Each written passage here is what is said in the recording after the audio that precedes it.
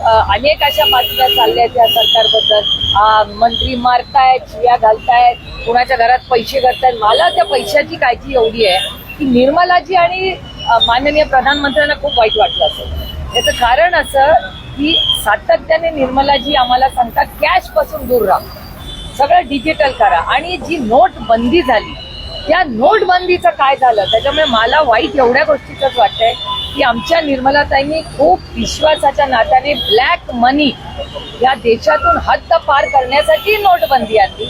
आणि त्या नोटबंदीचं मग पुढे काय झालं याची इन्क्वायरी झाली पाहिजे ना. मी तर जेव्हा जाईन दिल्लीला मी निर्मलाजींना विचारणार आहे हा प्रश्न की एकीकडे तुम्ही म्हणता की सगळं डिजिटल आलंय, मग या सगळ्या महाराष्ट्राच्या चॅनल्सनी एका मंत्र्यांच्या घरी एक अशी बॅग, कुठे लोकेशन मला कळलं नाही पाहिजे, तुमच्या चॅनलनी सांगितलं नाही, तर तिथे अशी कॅश बॅग भरून, आता ती किती रुपयाची नोट होती ह्याचा संबंध नाही, पण नोटबंदी म्हणजे पैशाचं ट्रान्झॅक्शन इन कॅश कमी करण्याचं जिथे प्रक्रिया केंद्र सरकार करतंय तिथे राज्यांमध्ये कॅश जर सापडली असेल ते देशाच्यासाठी अतिशय चिंताजनक आहे. त्याच्यामुळे हे जे पैसे महाराष्ट्रात सापडत आहेत कॅश, हा विषय मी केंद्र सरकारमध्ये फायनान्स मिनिस्ट्रीच्या समोर आणला.